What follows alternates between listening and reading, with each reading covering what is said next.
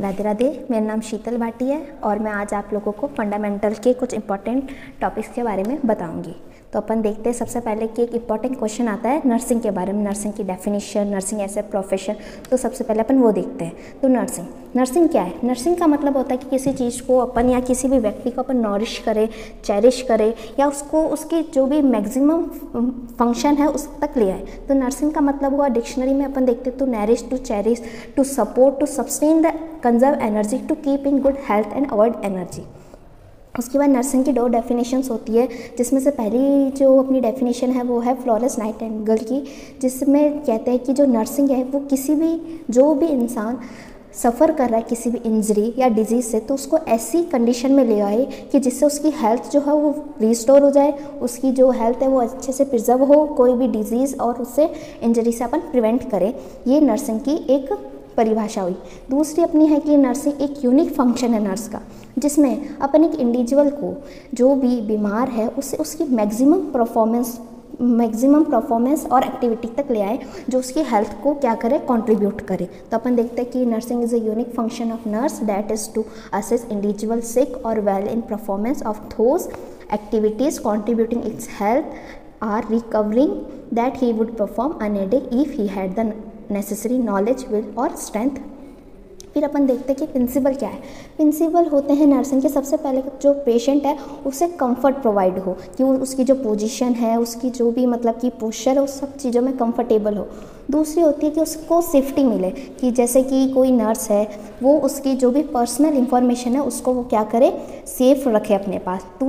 तीसरा अपने पास होता है थेरापेटिक इफेक्टिवनेस। जो भी नर्स उसके ऊपर उसे ट्रीटमेंट प्रोवाइड कर रही है, अगर उसको उसकी मतलब थेरापेटिक इफेक्टिवनेस मिल रही है तो उसका ये फ़ायदेमंद होता है। उसके बाद होती है यूज़ ऑफ रिसोर्स, मतलब जो भी इंस्ट्रूमेंट है वो नर्स को उसे पूरी तरीके से यूज़ करना आना चाहिए। फिर इंडिविजुअलिटी और गुड वर्कमैनशिप होती है। फिर अपन देखते हैं कि साइंटिफिक प्रिंसिपल क्या होते हैं नर्सिंग के। तो उसमें अपने जो भी सब्जेक्ट्स होते हैं, जैसे कि एनाटॉमी, फिजियो अच्छे से आने चाहिए, जिससे कि कोई भी अगर उसका कोई ऑर्गन है जो ख़राब है तो उसको अपन अच्छे से अगर उसको जानेंगे, उसकी पोजीशन अच्छे से पता रहेगी तो अपन अच्छे से उसका ट्रीटमेंट कर पाएंगे। न्यूट्रिशन, क्या खाना है, क्या खिलाना है। फिर साइकोलॉजी होती है कि साइकोलॉजी मतलब कि पेशेंट की साइकोलॉजी अपन को देखनी पड़ेगी कि पेशेंट कैसा है, मेंटली इल तो नहीं है, या फिर उसे डर लग रहा है, मतलब डर रहा है तो उसको एक सपोर्ट प्रोवाइड करना। फिर फार्माकोलॉजी होती है जो उसकी मतलब कि फार्माकोलॉजी मेडिसिन और से related, microbiology, chemistry and sociology. उसके बाद अपने पास आता है कि नर्सिंग एज ए प्रोफेशन। तो प्रोफेशन का मतलब अपन सबसे पहले समझते हैं। तो प्रोफेशन क्या होता है? तो प्रोफेशन एक ऐसा मतलब प्रोफेशन को अपन ऐसे डिफाइन कर सकते हैं कि ऑक्यूपेशन है जिसके अंदर एथिकल कंपोनेंट, एथिकल मतलब कि जो सोशली एक्सेप्टेबल हो, जो किसी को नुकसान ना पहुंचाए और जो कि डिवोटेड हो ह्यूमन और सोसाइटी के वेलफेयर से। जैसे profession define as occupation with ethical component that is devoted to the promotion of human and society welfare. फिर अपन देखते हैं कि प्रोफेशन को अपन एक और डेफिनेशन होती है कि एक वोकेशन रिक्वायर्ड एडवांस टेक्निक। कोई भी इंसान, उसको एक टेक्निक चाहिए जो एडवांस हो, जो यूजुअली मेंटली ज़्यादा होती है मैनुअल वर्क से ज़्यादा। क्योंकि मेंटली अगर अपन किसी इंसान को समझ जाते, किसी प्रोफेशन का मेंटली समझ जाते तो अपन उसके ऊपर अच्छे से वर्क कर पाएंगे। जैसे टीचिंग, इंजीनियरिंग, लॉ और ये सारी चीज़ें हो जिनसे अपन अच्छे से मतलब टीचिंग होगी तो अपन बच्चों की साइकोलॉजी समझ पाएंगे, लॉ में क्रिमिनल और इन सब की मतलब साइकोलॉजी समझ पाएंगे, जिसकी वजह से अपन क्या करेंगे, प्रोफेशन को अच्छे से गेन कर पाएंगे। फिर कैरेक्टरिस्टिक्स होते हैं प्रोफेशन के कि प्रोफेशन इज एम्प्लॉयमेंट है specially one that is respected in society. मतलब कि ऐसा प्रोफेशन एम्प्लॉयमेंट है कि जो सोसाइटी में क्या हो, रेस्पेक्टेड हो, ऑनरेबल हो। वैसे तो प्रोफेशन अपन चोरी भी कह सकते हैं, लेकिन ये रेस्पेक्टेबल नहीं है और सोसाइटी के वेलफेयर में नहीं है, इस वजह से उसको अपन एक अच्छा प्रोफेशन नहीं कहेंगे। और the society it's on body of knowledge, ये जो प्रोफेशन होता है उसकी खुद की एक नॉलेज होती है, मतलब एक बॉडी ऑफ नॉलेज होती है जिस पे सोशल और साइंटिफिक प्रिंसिपल काम करते हैं। फिर जो प्रोफेशन होता है वो उसकी अपनी जो नॉलेज है उसको यूटिलाइज करे प्रॉब्लम सॉल्व करने में। ऐसा प्रोफेशन होना चाहिए जो अपने सोसाइटी, अपने जो भी प्रॉब्लम्स है सोसाइटी के उसको सॉल्व करे, वो एक प्रोफेशन माना जाता है। भी प्रोफेशन है service aim as well as academic and theoretical aim. मतलब कि सर्विस एम तो होता है, एकेडमिक होता है, थियोरटिकल एम भी होता है प्रोफेशन का। फिर देखते हैं कि जो प्रोफेशन है उस enlarge is body of knowledge through the research in order to improve its service. जो प्रोफेशन है वो एनलार्ज बॉडी ऑफ नॉलेज, मतलब बार बार जैसे जैसे समय बढ़ता जाता है वैसे वैसे रिसर्च होती रहती है और अपनी प्रोफेशन को अपडेट करना पड़ता है उसकी नॉलेज को। फिर देखते हैं कि एक प्रोफेशन के अंदर कोड ऑफ एथिक्स होने चाहिए, कि ऐसा नहीं कि अपन कुछ भी मतलब कि किसी भी प्रोफेशन में अपन कोई से भी एथिक्स को यूज़ कर सकते। एक कोड होता है, एक एथिक्स होते हैं जिससे एक प्रोफेशन बनता है। फिर जो प्रोफेशन होता है, अगर अपन किसी प्रोफेशन में अगर अपन को जाना है तो उसकी क्वालिफिकेशन जो भी है वो नेसेसरी अपने अंदर होनी चाहिए। फिर there ethics is to guide to decision and conduct the practitioner. जो भी है एथिक्स उसको गाइड करता है डिसीजन मेकिंग में और कंडक्ट करते हैं। फिर जो role and function of professional nurse, professional nurse के रोल क्या होते हैं कि सबसे पहले तो वो केयर देती है, फिर कम्युनिकेट करना आना चाहिए उसे, फिर टीचर की जैसे वो अपने क्लाइंट और उसकी जो फैमिली उनको उस डिजीज़ के बारे में टीच करती है, उसे समझाती है। फिर एडवोकेट होती है कि जो नर्स होती है वो अपने क्लाइंट के जो भी लीगल राइट्स हैं उनके बारे में उसको बताए। फिर चेंज एजेंट होता है, case manager, critical thinker, counsellor, researcher, rehabilitator and manager, leader, ये सारी एक प्रोफेशनल नर्स के रोल्स होते हैं जो उसे परफॉर्म करने पड़ते हैं। फिर क्वालिटीज़ होती है नर्स की, सबसे पहले उसे डिसिप्लिन होना चाहिए, अगर वो डिसिप्लिन नहीं होगी तो वो कोई भी मतलब अपना काम कर नहीं पाएगी। उसके बाद होता है gentleness, quietness, love for the fellow man, जो भी क्लाइंट है उसके लिए उसके अंदर भावना होनी चाहिए, honesty, loyalty, sympathy, empathy, kind, alertness, ये सारी नर्स की क्वालिटीज़ होती हैं। उसके अपन देखते हैं कि नर्स को मतलब पर वर्ड से डिवाइड करते हैं तो nobility, useful, rightness, simplicity, efficiency. उसके बाद देखिए कि प्रोफेशनल नर्सिंग के ऑर्गेनाइजेशंस बनते हैं तो उनके ये नाम हैं जो कि हैं अपने train nursing association of India, पे international nursing counselling, state nursing registration council और इंटरनेशनल काउंसिल ऑफ नर्स। फिर अपन देखते हैं कि एथिक्स ऑफ नर्स का नर्सिंग में जो भी एथिक्स है वो क्या है। तो सबसे पहले अपन देखते हैं कि एथिक्स क्या होता है। एथिक्स का मतलब होता है कि इथोस, मतलब इथोस वर्ड से निकाला गया है ग्रीक लैंग्वेज से, जिसका मतलब होता है कस्टम्स। जो एक कैरेक्टरिस्टिक्स होता है एथिक्स एक प्रोफेशन का, जिसे अपन कहते हैं कोड। और अगर अपन एथिक्स की डेफिनेशन देखें तो यह है, it is a branch of philosophy use to study ideal human behaviour and ideal works. अब एथिकल नर्स की क्वालिटीज़ क्या होती है। सबसे पहले वो ऑनेस्ट होती है, ट्रूथफुल होती है, मॉरल करेज होना चाहिए, उसमें एडवोकेसी होनी चाहिए, कल्चरली सेंसिटिव होनी चाहिए, पावर होनी चाहिए, मॉरल इंटेग्रिटी होनी चाहिए। फिर आईएनसी कोड ऑफ एथिक्स के जो नर्सेस के लिए दिया गया था वो 1953 में दिया गया, जिसमें नर्स की फंडामेंटल रिस्पॉन्सिबिलिटी होती है जैसे कि promote health, prevent illness, restore health and elevate suffering. फिर अपन देखते हैं कि the need of nursing is universal, मतलब जो नीड है नर्स की वो यूनिवर्सल है, सब जगह ज़रूरत है, केयर की सबको ज़रूरत होती है। फिर जिसमें कि नर्स, फिर आगे देखते हैं कि नर्सिंग के अंदर कोड्स ऑफ एथिक्स में आता है nurse and people, nurse and society, nurse and practice, nurse and coworker, nurse and profession and nurse and लेजिस्ट्रेशन।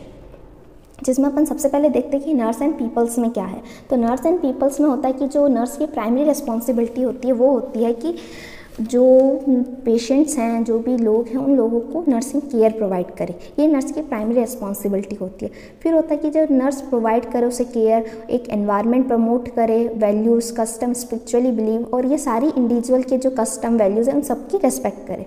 फिर नर्स एंड प्रैक्टिस आता है। Nurse and practice carries personal responsibility for nursing practice. उसकी personal responsibility है कि वो nursing को practice में रखे, वो मतलब कि अपडेट होती रहे, अपने जो भी higher standard of care nurse है उनमें बार बार अपनी रिसर्च करती रहे और देखती रहे कि नए नए क्या क्या चेंजेस है और उसके हिसाब से अपने आप को अपडेट करके प्रैक्टिस करें। फिर आता है नर्सिंग एंड कोवर्कर। नर्स जो होते हैं उसको मतलब मेंटेन करना पड़ता है, रिलेशनशिप करना पड़ता है अपने कोवर्कर्स के साथ, जैसे डॉक्टर्स हो गए, उसके टीम मेंबर्स हो गए, पेशेंट के साथ, उनकी फैमिलीज के मतलब कि उनके वर्कर्स के साथ। और nurse take appropriate action to save her client when endangered by a co-worker.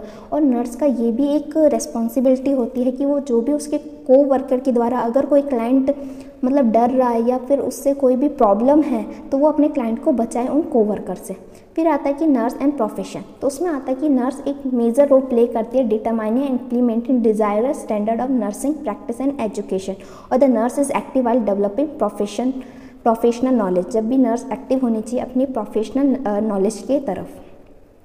फिर अपना दूसरा एक इम्पॉर्टेंट क्वेश्चन आता है कि लेवल ऑफ डिजीज़ प्रिवेंशन, तो जिसके अंदर ये अलग अलग लेवल्स में बांटे हुए हैं। और लेवल ऑफ डिजीज़ प्रिवेंशन है कि अपन किसी डिजीज़ से कैसे बच सकते हैं, उनके रिस्क फैक्टर से, उनकी अगर डिजीज़ हो गई है तो फिर अपन को क्या प्रिवेंट करना है, ये सारी चीज़ें होती है। जैसे कि अपन कहते हैं ना, दुर्घटना से तो देर भली सावधानी भली। तो अपन देखते हैं इनमें 4 पार्ट्स में डिवाइडेड है, primordial, primary, secondary and tertiary. तो प्राइमोडियल प्रिवेंशन में सबसे पहले अपन देखते हैं कि क्या होता है। तो उसको अपन ऐसे देख सकते हैं, प्रिवेंशन ऑफ रिस्क फैक्टर। अगर कोई डिजीज़ होने के रिस्क फैक्टर है, उसी को अपन क्या कर दे, सबसे पहले ख़त्म कर दे। तो इसकी बिगनिंग में चेंज इन सोसाइटी, एनवायरनमेंट में, और सोसाइटी में चेंज लाए अपन कि अपनी सोसाइटी में कैसे चेंज ला सकते हैं, अपनी एनवायरनमेंट में कैसे चेंज ला सकते हैं। तो ये एक स्केल होता है कि जिसमें रिस्क फैक्टर को कम करना, तो वो प्राइमोडियल हो गई। अगर अपन को कोई डिजीज़ नहीं चाहिए तो अपन को क्या करना होगा, प्राइमरी प्रिवेंशन। उसके बाद अगर डिजीज़ की स्टार्टिंग हो गई तो अपन क्या करें, वो असिम्प्टोमेटिक है तो सेकेंडरी प्रिवेंशन में आ गया। क्लिनिकल डायग्नोसिस, अगर आप क्लिनिकल डायग्नोसिस करने के बाद पता चला अपन को कोई बीमारी है तो फिर वो उसका प्रिवेंट करने के लिए अपन को टर्शियरी प्रिवेंशन करना पड़ता है। तो फिर अपन देखते हैं कि आगे कि इसके फिर आता है अपना प्राइमरी प्रिवेंशन। तो प्राइमरी प्रिवेंशन क्या होता है, तो प्राइमरी प्रिवेंशन के अंदर अपने सबसे पहले होता है कि अपन को कि डिजीज़ के होने से पहले अपन को वो मतलब कि डिजीज़ होने से पहले अपन कौन कौन से रिस्क फैक्टर हैं उन्हें अपन प्रिवेंट कर सकते हैं। तो वैसे तो ट्रू प्रिवेंशन तो यही है कि डिजीज़ होने से पहले ही अपन क्या करें, प्रिवेंट कर ले उसे। तो उसके ऑब्जेक्टिव होते हैं to keep individual physically emotionally healthy. कोई भी इंडिविजुअल है उसको फिजिकली और इमोशनली अगर अपन हेल्थी रख ले तो अपना प्रिवेंशन हो जाएगा। जैसे कि कोई एक्शन प्रायर टू, कोई एक्शन करने से मतलब कि कोई डिजीज़ हो रही है उसका अगर अपन एक्शन बंद कर दे तो अपनी वो डिजीज़ होगी नहीं। ये आ गया अपना प्राइमरी प्रिवेंशन। इसके अंदर प्राइमरी प्रिवेंशन में 2 पार्ट्स में डिवाइडेड, जनरल हेल्थ प्रमोशन और दूसरा होता है स्पेसिफिक प्रोटेक्शन।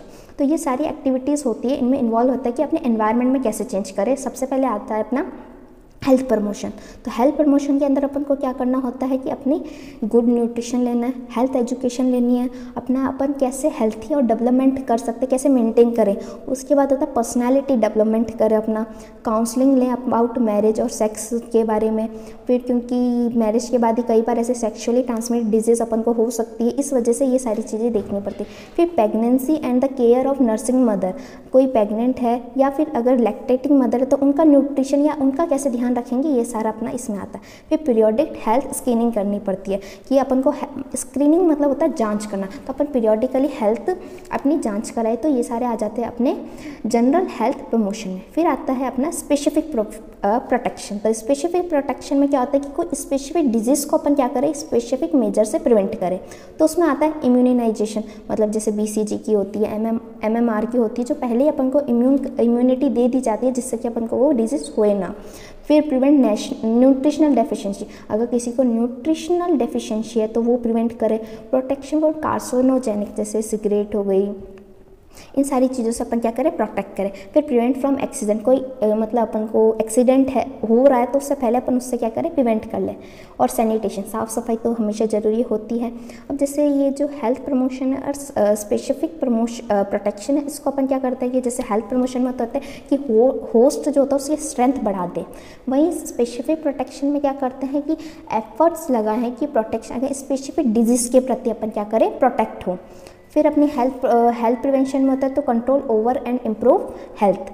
फिर अपने पास इसमें आता है कि प्रोटेक्ट अगेंस्ट ऑक्यूपेशनल हैजारियस जो है उनसे अपन प्रोटेक्ट हो।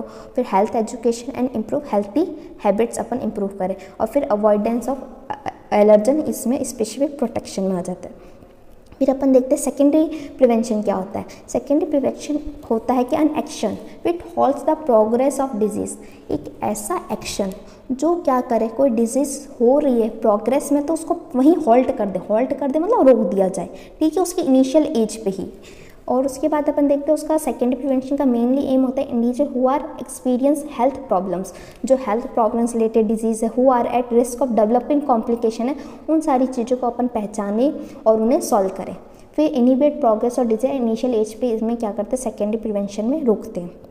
फिर इसके इंटरवेंशन क्या है, इंटरवेंशन मतलब बीच बचाओ, मतलब कि कैसे बच सकते हैं। तो अपन सबसे पहले करते हैं अगली डायग्नोसिस, सबसे पहले अपन को डायग्नोस करना पड़ेगा कि कौन सी बीमारी है, क्या है, फिर उसका ट्रीटमेंट करना पड़ेगा। फिर उसके बाद अपन screening survey for positive case finding, फिर अपन क्या करेंगे, स्क्रीनिंग सर्वे करेंगे। फिर अपन क्या कर लेंगे, अर्ली केस फाइंडिंग करेंगे, फिर क्यूरेबल प्रोटेक्टिव मेजर्स प्रोवाइड करेंगे, सेलेक्टिव इन्वेस्टिगेशन एग्जामिनेशन करेंगे, फिर रिड्यूस डिसेबिलिटी रिस्क, जो भी डिसेबिलिटी रिस्क है उससे अपन क्या करेंगे, रिड्यूस करें, और टाइमली एक्वेटेड ट्रीटमेंट प्रोवाइड करेंगे, और फिर अगर लास्ट में अपन क्या करेंगे, डेथ से प्रिवेंट करेंगे। ऑल ऑफ द मतलब कि इसका क्या सार निकला कि अपन को मरने से ही तो बचना है, तो प्रिवेंट डेथ। फिर अपन देखते हैं कि इसके ऑब्जेक्टिव्स क्या होते हैं। तो ऑब्जेक्टिव्स में होता है कि कंप्लीट क्योर, मतलब कि एकदम अच्छे से अपन कंप्लीटली अपनी पूरी बॉडी क्योर हो, मतलब कोई बीमारी ना हो, स्प्रेड ऑफ डिजीज से प्रिवेंट करे, कोई बीमारी फैल रही है तो उसको कैसे अपन रोक सकते हैं, ये सारे सेकेंडरी प्रिवेंशन में आते हैं। फिर अपन कहते हैं कि टू शॉर्टन पीरियड डिसेबिलिटी, चलो हो गई है तो कम से कम उसका जो पीरियड है उसको शॉर्ट करें अपने मतलब कि हेल्थी हैबिट से, और फिर प्रिवेंट कॉम्प्लिकेशन जो भी है उनको प्रिवेंट करें। फिर आता है कि जैसे प्राइमरी, सेकेंड एंड टर्शरी होता है, तो इसमें देखते हैं कि प्राइमरी होता है प्रिवेंशन, जिससे अपन बचाव करते हैं। सेकेंडरी होती है स्क्रीनिंग, बीमारी को जांच कराना। फिर होता है ट्रीटमेंट, ट्रीटमेंट मतलब इलाज करना, जो टर्शरी में होता है कि अगर बीमारी हो गई है तो अपन को क्या करना पड़ेगा, इलाज करना पड़ेगा। फिर आता है टर्शरी प्रिवेंशन, जब कोई डिजीज़ प्रोग्रेस में एडवांस हो गई है, बियॉन्ड इट अर्ली स्टेज से आगे बढ़ गई है, तब अपन करते हैं tertiary prevention. It occurs when a defect and disability is permanent, ये कब होता है, जब कोई डिफेक्ट या डिसेबिलिटी क्या हो जाए, परमानेंट हो जाए। तो सबसे पहले अपन को क्या होती है, डिजीज़ होती है, फिर इम्पेयरमेंट होती है। इम्पेयरमेंट मतलब कि any loss of psychological, physiological, anatomical function और स्ट्रक्चर में कोई लॉस हो जाए तो वो इम्पेयरमेंट होती है। डिसेबिलिटी क्या होती है कि वो कोई भी ऑर्गन जिनमें खराबी हो वो अपनी एबिलिटी ऑफ परफॉर्म, मतलब कि परफॉर्म करना ही बंद कर दे। फिर आता है हैंडीकैप, मतलब prevent of fulfilment of role that is normal, मतलब कि अपना जो नॉर्मल काम है वो मतलब उसका प्रिवेंट हो जाए पूरी तरीके से। जैसे अपन देखते हैं कि एग्जांपल जैसे डेंटल कैरीज हो गई, तो अपना सबसे डेंटल कैरीज मतलब डिजीज़ हुई, इम्पेयरमेंट क्या हुआ, लॉस ऑफ टूथ, मतलब अपने टूथ चले गए। फिर क्या हुआ, डिसेबिलिटी की अपन बात नहीं कर पाए, और हैंडीकैप क्या हुआ कि अपन किसी से सोशलाइज नहीं हो पाए। फिर अपन देखते हैं कि टर्शरी प्रिवेंशन में इंक्लूड क्या क्या होते हैं। तो सबसे पहले होता है कि provision of facilities of disability limitation, मतलब डिसेबिलिटी लिमिटेशन और डिसेबिलिटी को अपन फैसिलिटीज़ प्रोवाइड करें। फिर रिहेबिलिटेशन फैसिलिटीज़ प्रोवाइड करें, नव जागरण करें, सेलेक्टिव प्लेसमेंट करें, ऑक्यूपेशनल थेरेपी प्रोवाइड करें, sector of sheltered colony, social rehabilitation and psychologically upon provide करें। फिर प्रिंसिपल क्या होते हैं, सबसे पहले रीस्टेबलाइज, अगर उसको वापस स्टेबलाइज करें, फिर उसको मोटिवेट करें, रीमोटिवेट, ट्रेन करें, फिर रीट्रेन, फिर री इंटीग्रेट, री सोशलाइज, अनेबल टाइमली रिकवरी उसको प्रोवाइड करें। Okay, thank you. ये टॉपिक अपना ख़त्म हो चुका है। Thank you so much.